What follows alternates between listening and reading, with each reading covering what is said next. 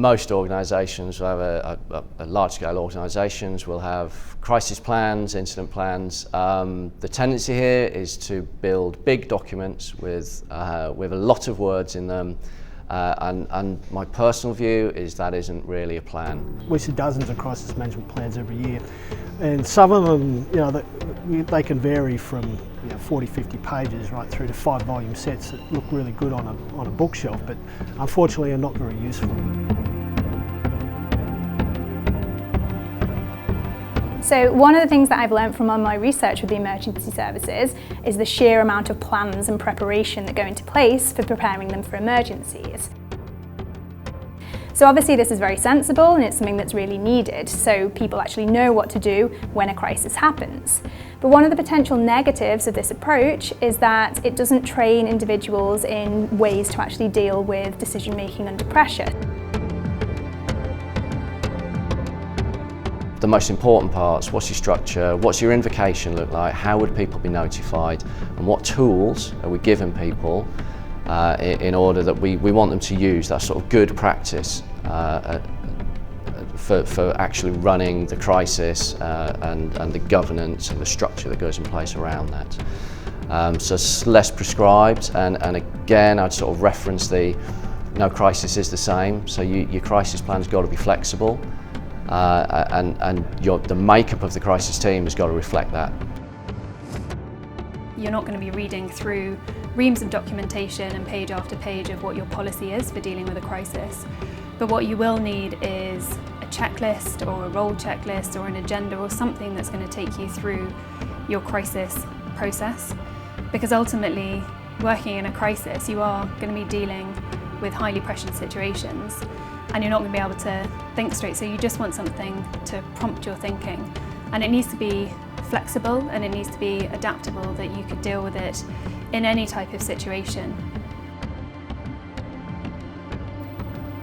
What's missing in a lot of crisis management plans is guidance on how you conduct an assessment and guidance on how you develop a response strategy.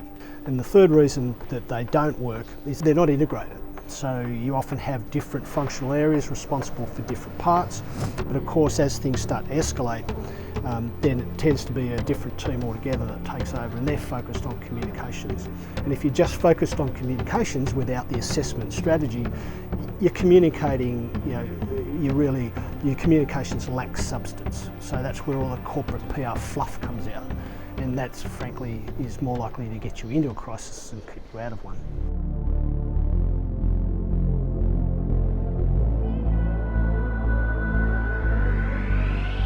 It's really important to get hold of people in the first few hours, people who might have witnessed what has gone on, whether that is somebody who was sitting at a computer screen when it went blank and the ransom demand came up, or whether it was somebody who was standing at the roadside, saw the gunman jump out of a van, grab the victim and drive off.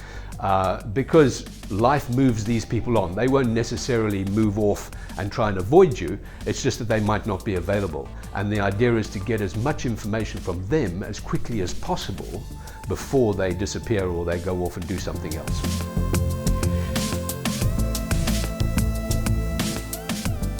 So the crisis management team is the crisis structure which works at the corporate level, and the incident management team is the team that works down at the front line where the incident actually happened. These can be in different countries and certainly in different geographic spaces.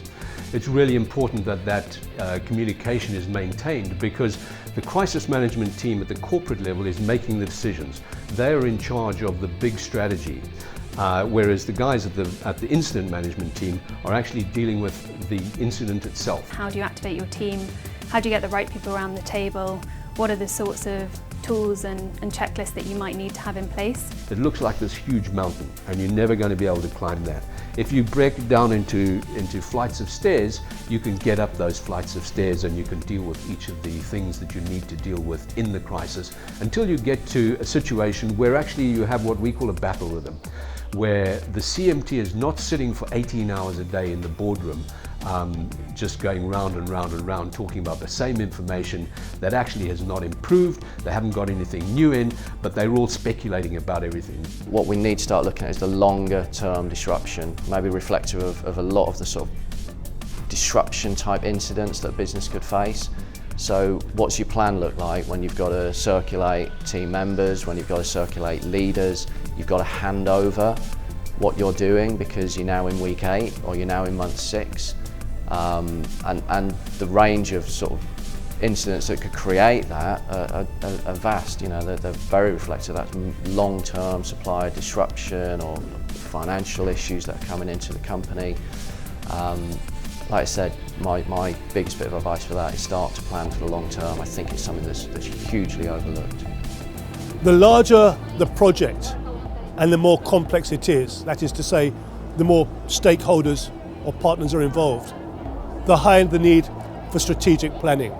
Strategic planning is not really about what do we need to do, because the situations we face are so random or so wide that it's impossible to plan for all of them. What we do need to look at is planning for capabilities. And that basically involves 2 things. The first is communication, which is always at the heart of any risk management operation. And the second thing is integration.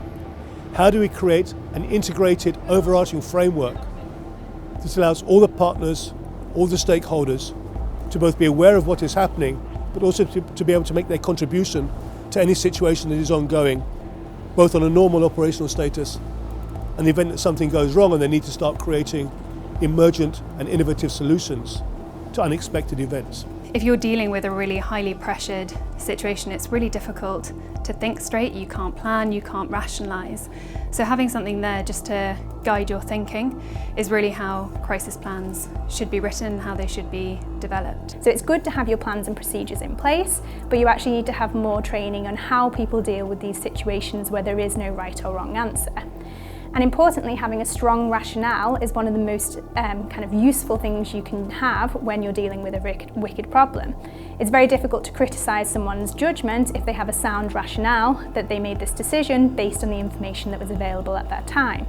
So one of the good things with simulations is that you can train people not to abide by policy and procedure, but how to deal with these wicked problems in a realistic and immersive scenario.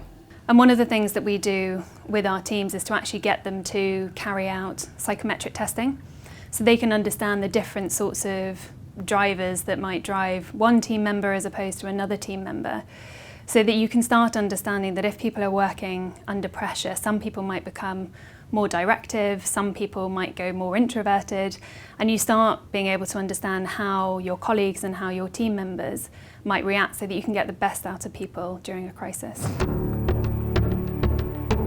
In our planning, we understand the organisational challenges that we need to face in order to allow all of the organisations to maintain a common operating picture, to have an understanding of what is going on and to share that amongst all the partners. Then whatever the situations they'll be facing, they will be able to create solutions, understand situations and bring the situation to a desired conclusion. You might start to see a bit of a change in crisis management teams where they become more practitioners and then referring up for, you know, when you've done your assessments and you've got something to take to the decision-making authority. And that's the change I would like to see, and trying to sort of, and Jenny here, is you start to make those so you have a core team who are selected to a point for being very good at what they do and very good under pressure, and with a combined, you know, knowledge of the organisation, their particular expertise, their field of expertise. And I think we do need to get maybe a little bit more selective about who forms the crisis management team, not just default into it. So exercising for us is not something that we try and encourage people to do just at the end of their planning process.